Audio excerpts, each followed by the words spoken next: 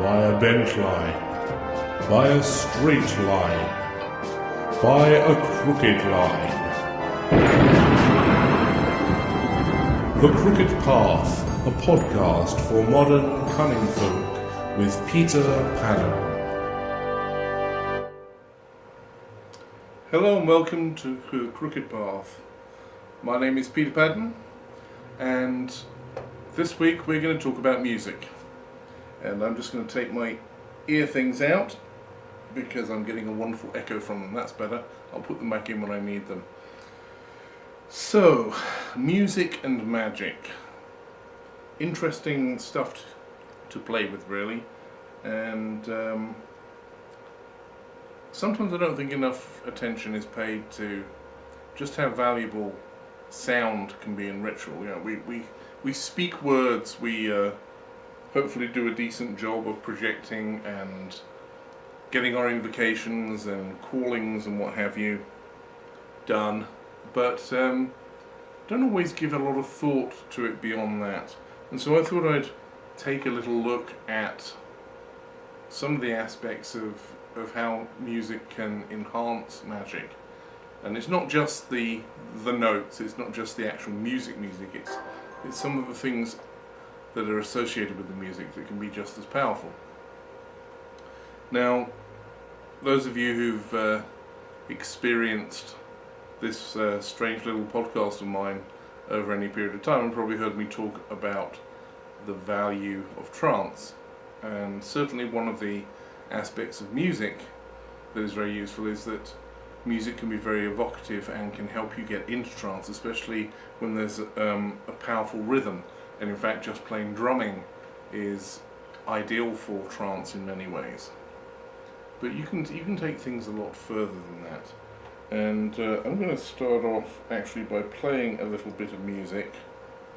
And let me stick this back in my little shell like here. You're going to see a little animation here, and it's actually a piece that I animated back in my school days, and it's the Beltane song from my brain is blanking on me, The Wicker Man. That's it, Beltane song from The Wicker Man, with my own strange little hand-drawn animation to go with it. So enjoy this for a moment.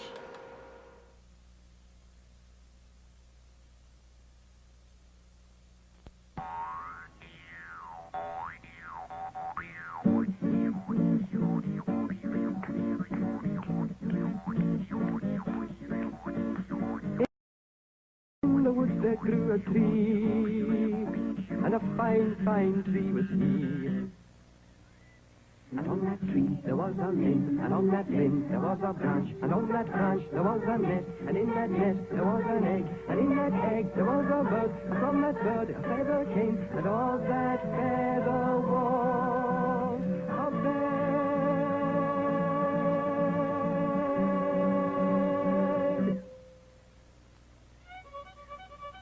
And on that bed there was a girl, and on that girl there was a man, and from that man there was a seed, and from that seed there was a boy, and from that boy there was a man, and from that man there was a grave, and from that grave there grew a tree.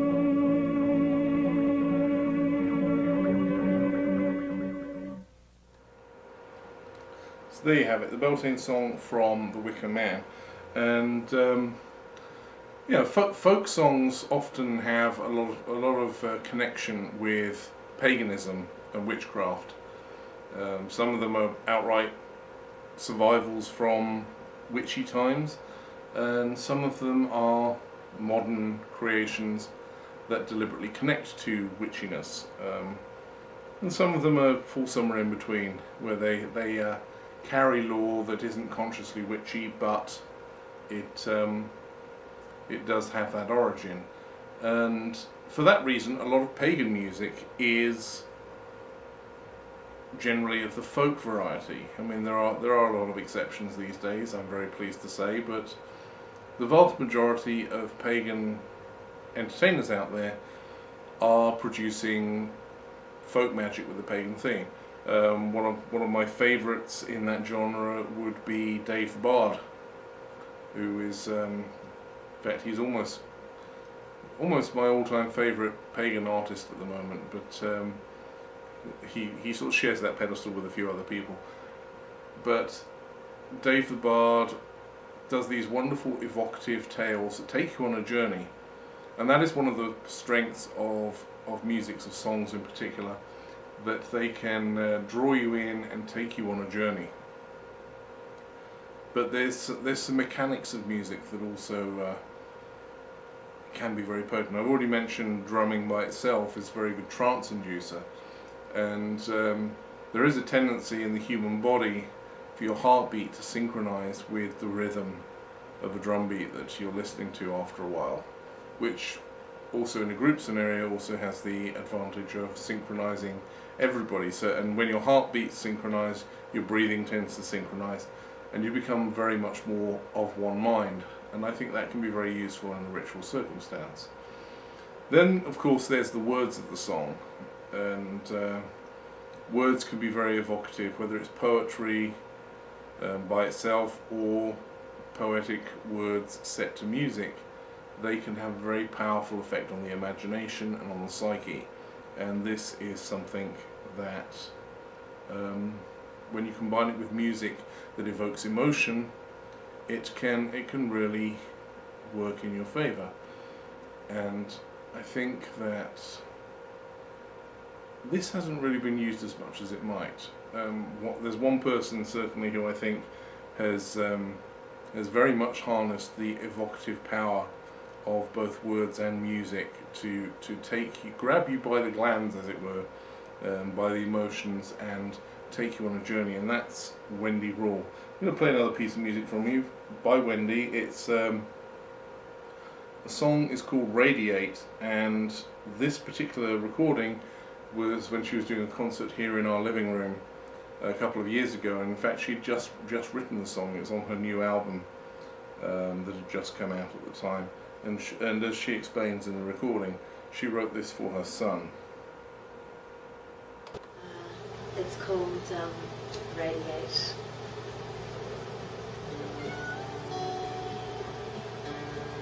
Well, it's nice to have a cat's meow in there. I think Ruben would like that too. Puss, puss, puss. She's been lovely tonight, hasn't she?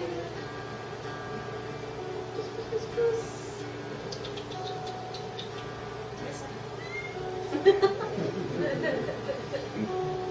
She's accompanying me, backing vocals.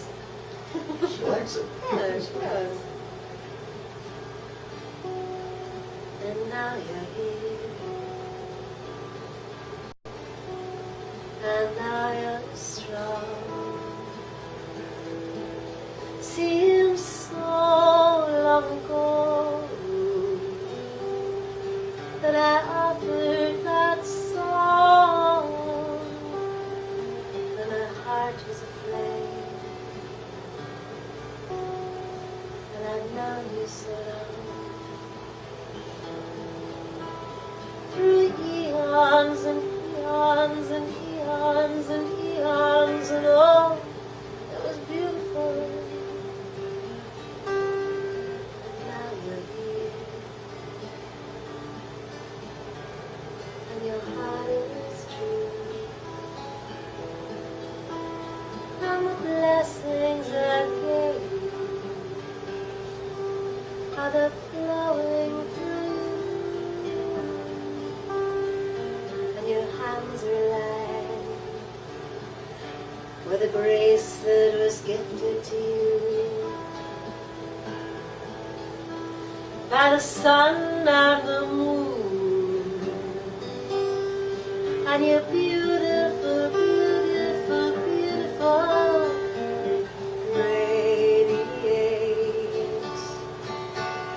Your inner soul, it's all up to you. You're not fated to follow. You're wise. There's magic in your eyes,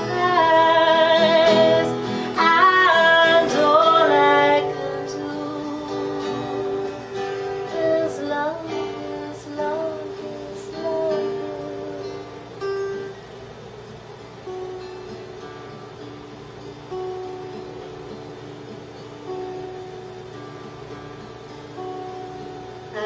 bow to the sun, and I bow to the earth, and I hail the moon for the gift of your birth. And you'll always be loved, and you'll always be free. And remember, the fire that flows through your fingers is beautiful, beautiful, beautiful. Radiate your inner soul. It's all up to you. You're not fated to follow. It's true. The universe is open to you. And all I can do is love you. Radiate your inner soul. It's all up to you. You're not fated to follow. Be wild. You'll always be my magical child. And all I can do, and all I can do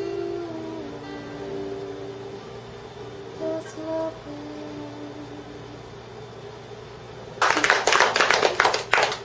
Thank you. I keep thinking, oh, this could be a nice one for the video, for the YouTube idea, and then everyone will have some little mistake, and I think, oh, no. But I think it's because I'm chronically sleep deprived. It's called... So there you have it. That was Wendy Rule and Radiate, and one of the things about music is its power to evoke memory. And sitting here watching that video, I couldn't help remember that particular evening where we actually had huge fires going on the mountain just outside. You could watch the fire from our front doorstep, and there was consequently a lot of smoke and a lot of particles in the air. So it's amazing that Wendy was able to sing at all. But those of you who are familiar with her work will be very aware of her capacity to just summon sacred space. I mean, she opens up all her concerts by casting circle with a song, and you know, there's no doubting at all that she puts quite a bit of oomph into it, and there's a lot of energy, and creates very sacred space within which to sing. Those of us less talented can still use music in different ways. I mean, it's long been a tradition in ceremonial magic to use classical music recordings of, you know, find something appropriate, usually from the Planet Suite. Seems to be very popular with ceremonial magicians, and why not? It's a handy dandy set of stuff that, because of its planetary aspects, is already tied into lots of magical things.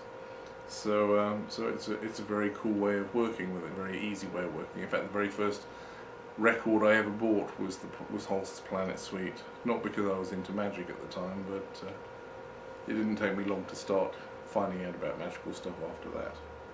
There's a wee kiddie. Yes, first album I bought was the Planet Suite, and the second album was the Wombles. Those of you in the UK may remember them, and will shudder horribly when you think about it, but that's another story. Now, one of the things about music is that you can actually break down the effect of music into several sections. We talked briefly about the power of the poetic words within music, within song, and the ability to evoke emotion that the music itself can carry as well. And this is something that's fairly well known from a psychological perspective. Touching on something a little more magical, you also have to take into account vibrations and well, what in the old days used to be known as barbarous words of power, or heckers, which in modern times is usually taught as some kind of vowel tones which are used, and quite often the chanting that we use in ritual doesn't always make a lot of sense. For example, the chant that is used in the tradition I follow when we are treading the mill, we use a chant that goes hio, dio, hu ha, yeah. And you could, if you really wanted to twist linguistic principles a great deal, squeeze a somewhat coherent meaning for that phrase if you tried hard enough, but in reality the chant does not have a meaning. Hio, dio, hu ha, yeah. The first part, hio, dio, could be Greek for hail the goddess, but it's not very good Greek, and the rest of it I have no idea personally, and it's actually got nothing to do with what any of the sounds might mean linguistically. It's more to do with stringing together the vowel sounds, because vowel sounds are the keys, the sonic keys if you like, that enable us to work with heckers or words of power, and which is one of the reasons why vowels in some of the more ancient and magical languages were left out. That's why in ancient Egyptian, Hebrew, and various other languages they didn't write the vowel sounds down, because you had to know the rules to be able to insert them when you read them out, because the vowels were the important sounds. And so we use a lot of chants. I remember a good example of this is the Enochian word for fire is bitome, and once again the key to the Enochian language is the vowels, and at least in my opinion, there are people who disagree with me, and that's fine too. We don't all have to be on the same page doing things the same way, but from my perspective, the important thing about bitome is the E or A vowel sounds, which contain the power. The consonants in any chant inform the power, and so you tend to choose consonants that are in keeping with the nature of the work you're doing, but then you have the vowels there to give you the oomph, if you will, the raw oomph. And bitome does a nice job of, if you go into a Kabbalistic or a ceremonial analysis of the word, the things that the letters represent, the consonants and the vowels, pretty much sum up the fire element quite nicely, and so that's really cool. I remember meeting some witches in Wales who used to use chants for invoking the elements, and I can't remember an awful lot about the details, so I only ever met them this one particular evening. But the thing that really stuck in my mind and makes me remember what I do remember of them is that their fire chant started with the words "be to me." Be to me the fire of something. I can't remember the rest of the chant. But they were using "be to me" or "be to me" without none of them were familiar with Enochian magic. But there it was, the words, the vowel sounds and the consonants together being used to invoke that same elemental fire, which I always found pretty fascinating. Now, you can go a long way just using vowel sounds or using chants that incorporate the vowel sounds, the heckers. And a lot of the old traditional witchcraft chants are basically ways of delivering heckers in the right order. Horse and hattock, horse and go, horse and pilates, ho ho ho, has a lot. Is one that invokes the barbarous words of power, or heckers, and there are plenty of others as well. But the real trick with music and magic is to try and use as much of it as possible. Waste not, want not is always a good principle to follow in any walk of life, and magic is no exception. And so you can use the sonics of the actual notes of the music, its power to evoke emotion, and then use that emotion to build the passion. I mean, I've spoken many times in the past on how magic is fueled by passion. You have to feel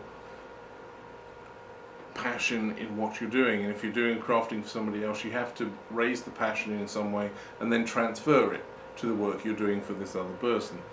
And music is a great way for evoking passion, and if you fine-tune it carefully, you can evoke other things as well.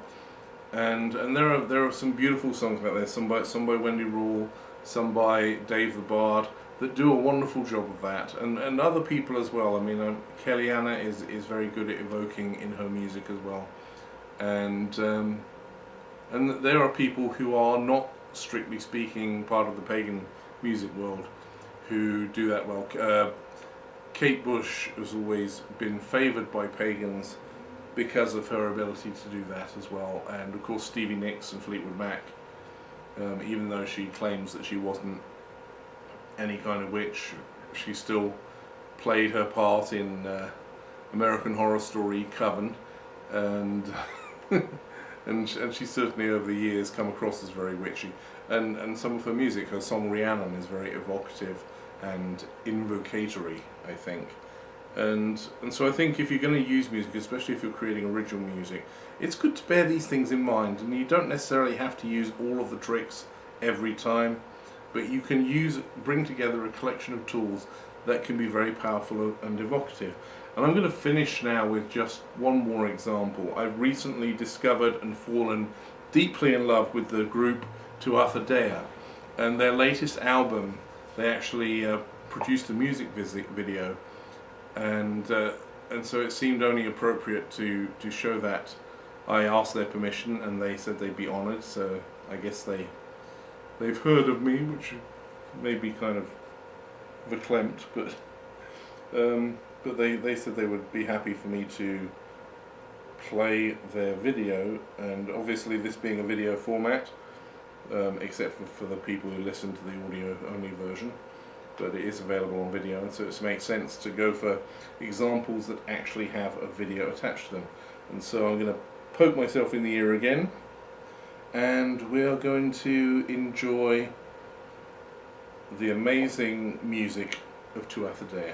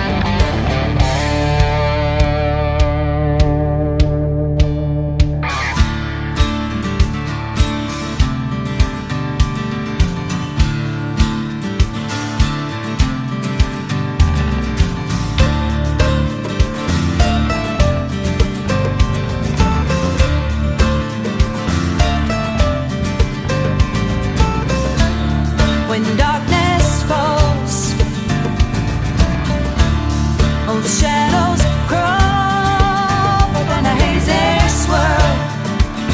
We'll heed the call, yeah. An old man and a little girl, two ancient nights, opposing sides within a brave new world, are the ties that bind, tattered strands of a long black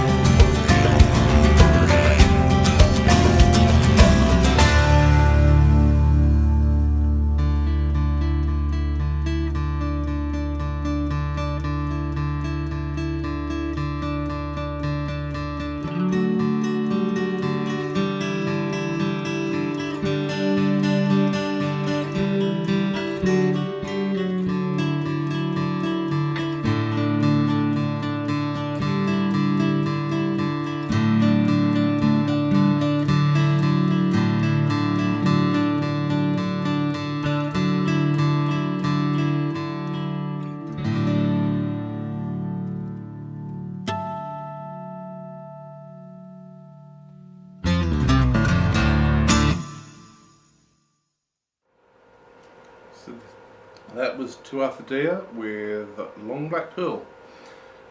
And interesting enough, the album that comes from was inspired by a series of novels about the Irish Fae, the Tuatha De Danann, living in modern day Appalachia.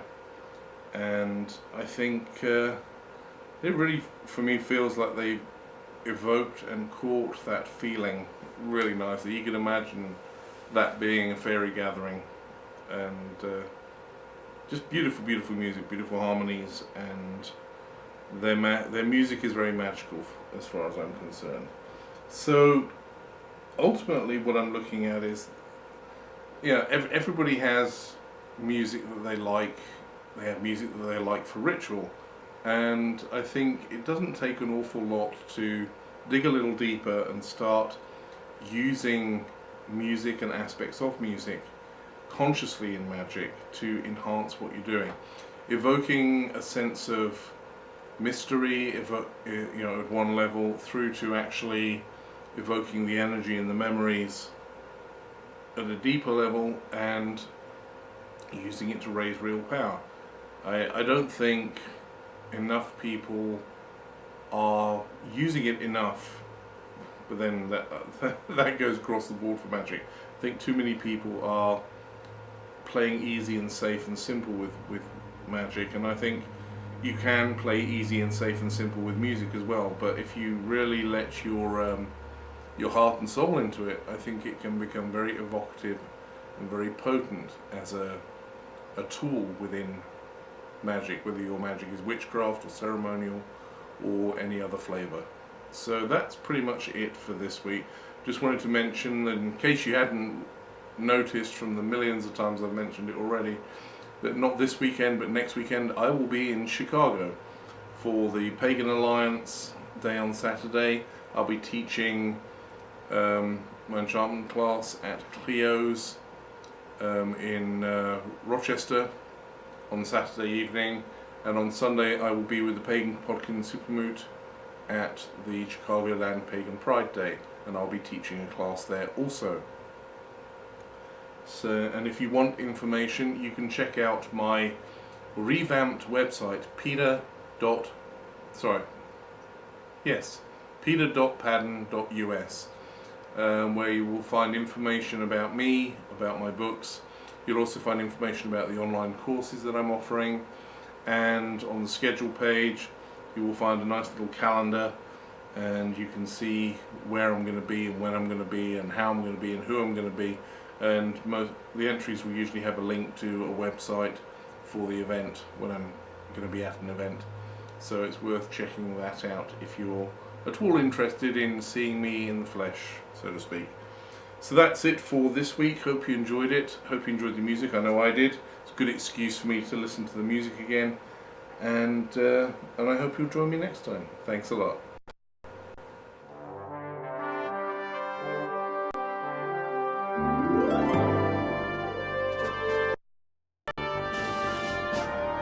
By a bent line, by a straight line, by a crooked line.